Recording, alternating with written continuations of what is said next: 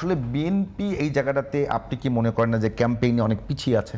মোটেও না। আসলে বিএনপির সমস্যা হয়েছে কি, বিএনপি ক্ষমতায় ছিল, দুর্নীতির প্রশ্ন ক্ষমতায় থাকলে আসে, ক্ষমতায় না থাকলে আসে না। এনসিপি ক্ষমতায় যায় নাই, কিন্তু আমাদের এনসিপি তৈরি হওয়ার আগে যে সমন্বয়করা ছিলেন বৈষম্য বিরোধী ছাত্র আন্দোলনের, জাতীয় নাগরিক কমিটি ছিল, পরে পার্টিও যখন হয়েছে এনসিপি, এই সমাজে তো তাদের দুর্নীতি নিয়েও সিরিয়াস পারসেপশন আছে তো সিরিয়াসলি ক্ষমতায় যান নাই, তারা তো ফর্মালি ক্ষমতায় ছিলেন না। তো এনসিপি যদি ক্ষমতায় থাকতেন, তারা কোন ডিসির বা কোথায় কি করার জন্য কি করছেন, পারসেপশন, আমি সত্য মিথ্যা বলছি না নাভিদ, আমি জাস্ট পারসেপশনের কথা বলছি, হিউজলি আছে। হেলথ সেক্টরে আমার বন্ধুরা আমার সাথে যোগাযোগ করেছেন, আপনি বলবেন যে আপনি এটা মিথ্যা বলছেন কিনা, যাকে আমি তথ্যটা দেই। ওখানে দুজন ছাত্র হেলথ মিনিস্ট্রিতে ছিলেন, বলা হতো যে তারা অনেক কিছু নিয়ন্ত্রণ করেন, ওনারা ওই আন্দোলন থেকে গেছেন, ওখানে পোস্টেডের মতো ছিলেন, তারা যোগাযোগ করি পারে কিনা। আসেনি, আমি জানি, কিন্তু আমি ওই ছাত্রদের মধ্য থেকে গেছে। এটা তো আমরা কিন্তু দুঃখজনক, আমিও বিভিন্ন টকশোতে স্বীকার করেছি ছাত্র সমন্বয়করা যারা দুর্নীতিতে জড়িত ছিল। আচ্ছা, এখন আসছি, বিএনপি দুর্নীতিগ্রস্ত ছিল এই শব্দটাও আমি প্রটেস্ট করি কেন?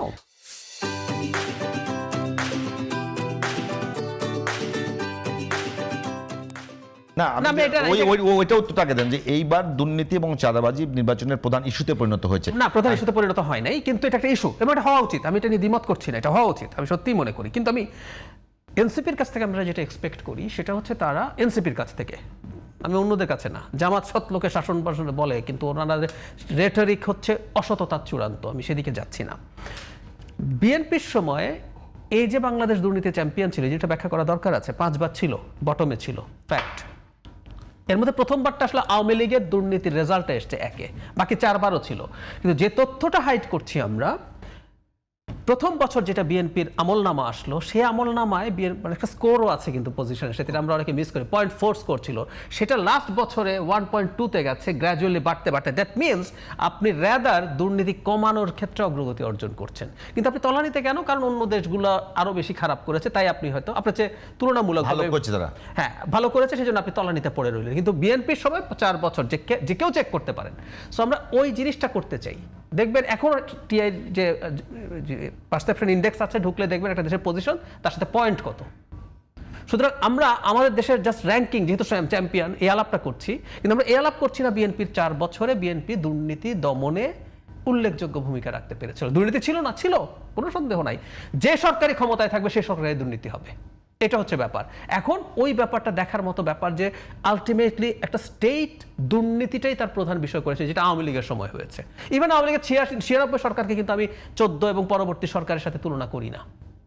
আওয়ামী লীগের 96 যে সরকার ছিল, তখনও সে স্টেটটাকে কবজা করে দুর্নীতি তার প্রধান লক্ষ্য।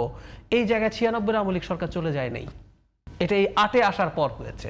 সুতরাং আমরা একটু ওইভাবে যেন দেখার চেষ্টা করি। তবে আমি মনে করি রাজনীতি কিন্তু ইস্যু বানানো, তারা চেষ্টা করবেন এনসিপি জামাত মিলে একটা ইস্যু তৈরি করা, এবং ওনারা কারো নাম বলছেন না, ওনারা আসলে বলছেন, ওনারা কাকে বলছেন এটা জনগণও বুঝতে পারছে। সেটা নিয়ে আমি এটা তো বুঝতে হবেই না, আমি কোনো প্রবলেম দেখি না, আমি আবারও বলছি যেন আমি প্রবলেম দেখি না। তারা এটাকে ইস্যু তৈরি করার চেষ্টা করবেন, কিন্তু জনগণ যেমন 1 নম্বর সমস্যা উনি দুর্নীতি মনে করছেন, এটা সাধারণ মানুষের যাপিত জীবনে মানুষ বুঝি, কিন্তু আমি রাদার 1 নম্বর সমস্যা অন্য জিনিস মনে করি। এটা একটু বলে রাখা দরকার। আমরা এমন একটা বাংলাদেশে যাচ্ছি, যদি জামাত ইসলাম এনসিপি জোট জিতে যায়, তাহলে সেই জোটটা একজন নারীকে, এই দেশের অর্ধেকের বেশি নারী, পূর্ণাঙ্গ মানুষ বলে মনে করেন না। আমরা এখন এই আলাপ করছি। আপনি মানে একটা সোসাইটিতে নানান পারসেপশন আছে, একটা হচ্ছে ডকুমেন্ট। যেমন ধরুন একটা দলে কোনোদিনও একজন নারী প্রধান হবেন না, এই কথা যখন বলেন, এটা আমাদের আনকনস্টিটিউশনাল কথা, লেখেন নাই এজন্য। এই যে ওনারা বলছেন, ওনারা কিন্তু অসৎ। আমির হওয়ার যোগ্যতার 1 নম্বর কথা হওয়া উচিত ছিল, তাহাকে অবশ্যই পুরুষ হইতে হইবে, লিখছেন ওনারা? লেখেন নাই। কিন্তু এটা তো উনি দ্ব্যর্থহীন ভাষায় বলেছেন, এবং নারী সদস্যরা এসে স্বীকার করেছেন যে তারা এটা মেনে নিয়ে রাজনীতি করে, এটা কোনোদিন হবে না। সো আজকে বাংলাদেশে বসে আমরা মধ্যযুগীয় আলাপ করছি, এগুলো বাংলাদেশকে মধ্যযুগে ফিরিয়ে নিয়ে যাওয়ার চেষ্টা। তাদের সমর্থকরা মেনে নেয়, সেখানে কি আমাদের কোনো সমস্যা আছে? সমস্যা আছে। কিরকম সমস্যা আছে? হলো আপনাকে বাংলাদেশের কনস্টিটিউশন মানে আর্টিকেল 28-এর সাথে, আবারও বলছি, ওনারা কিন্তু পার পেয়ে যেতে পারেন, তারপর একটা রিট হতেই পারে, কারণ আমির স্বয়ং এটা বলছেন, এবং তাদের নারী সদস্য যিনি সাধারণ সম্পাদক তিনি সেটা বলছেন যে এটা তাদের নিয়ম আছে। বাংলাদেশের রাজনীতি করার জন্য আপনাকে কতগুলো নিয়ম পালন করতে হবে। আমাদের কনস্টিটিউশনের সাথে আপনাকে ম্যাচ করতেই হবে। ওদের আরেকটা জিনিসও কনস্টিটিউশনের সাথে ম্যাচ করে বলে আমি মনে করি না। তাদের কোনো হিন্দু মানুষ, বৌদ্ধ খ্রিস্টান মানুষ, মানে অমুসলিমকেও তাদের কেন্দ্রীয় যে মূল সদস্য রোকন, তারা দুধভাত হতে পারেন, সহযোগী সদস্য। এটা আনকনস্টিটিউশনাল ব্যাপার। তারা এমন একটা জোট ক্ষমতায় আসতে যাচ্ছে যারা অমুসলিমদেরকেও সমান মানুষ মনে করেন না। উনি কি ধর্মীয় সংগঠন যে ওনার এখানে রোকন হওয়ার জন্য ইসলাম ধর্মের মানুষ হতে হবে এবং প্র্যাকটিসিং মুসলিম হওয়ার শর্ত আছে? না, How can আমি you do আমি that? আমি ক্ষমতায় কে আসছে ওটা বলছি না। আমি বলছি জেদ ভাই, পৃথিবীতে অনেকগুলো দল আছে না যারা রাজতন্ত্রের জন্য আন্দোলন করে, যেমন নেপালের আরপিপি। তো তারা, আমি বলি এখন প্রশ্ন হলো, মানুষ যদি রাজতন্ত্রকে মেনে নেয় হবে না, হ্যাঁ? হবে না, হবে না। না হবে না। আমি একটা উদাহরণ দেই, খুব ইন্টারেস্টিং। রাজতন্ত্র বাংলাদেশে আপনি একটা রাজনৈতিক দল কি করতে পারেন যে আমি একটা রাজনৈতিক দল ঘোষণা করলাম যেখানে জমিদারি সিস্টেম বাংলাদেশ রাজতন্ত্র পার্টি, না।